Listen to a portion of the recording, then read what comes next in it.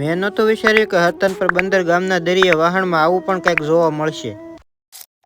રખડતા ને ભટકતા પૂગી ગયા અમે બંને મિત્રો અમારા ગામના દરિયા કિનારે ખાસ આવ્યા ઘણા વર્ષોથી પડેલું જૂનું વહાણ જોવા માટે. વહાણ થોડુંક અંદર પડ્યું એટલે તેના માટે હાલીને જવું પડે. હાલીને જવામાં કઈ પ્રોબ્લેમ છે નહીં એટલે ધીમે ધીમે પકડી હાલતી. થોડીક વાર હાલતા હાલતા પૂગી જાય ફાઇનલી આપણે વહાણ પાસે. વહાણની બાજુમાંથી હાલતા તો એવું લાગે કે આ કોઈક મકાનની દિવાલ છે. વહાણની ઊંચાઈ બહુ હોવાના લીધે ચડવામાં થોડુંક કેવરાયું પણ ગમે એમ કરીને ચડી ગયા. વહાણની ઉપર ચડી તો ગયા પણ હવે મેન વાત હતી વહાણની અંદર ઉતરવાની. વહાણની અંદર ઉતરવામાં બહુ જોખમ છે કારણ કે વહાણ બહુ જૂનું હોવાથી લાકડા બધા હળી ગયેલા છે. ફાઇનલી આમ તેમ કરીને આપણે ઉતરી ગયા વહાણની અંદર. વહાણની કન્ડિશન જોતા તો એવું લાગે ખરેખર આ વહાણ ઘણા વર્ષોથી જૂનું હોય. વહાણની અંદર પડેલા દોરડાઓ પણ દર્શાવે છે કે આ વહાણ ઘણા વર્ષોથી જૂનું હોય. વહાણના લાકડા તો એટલા હળી ગયા છે ને કે રહેતા રહેતા પાવડર થવા લાગ્યો. વહાણમાં ખાસ જોવા લાયક વસ્તુની વાત કરીએ તો મિત્રો આ છે કારણ કે આ લોખંડની બનેલી છતાં પણ તેને હજી સુધી કાંઈ થયું નથી. વિડીયોનો આયાત પૂરો કરી નાખીને મોર મિની વ્લોગ માટે ફોલો કરતા જજો.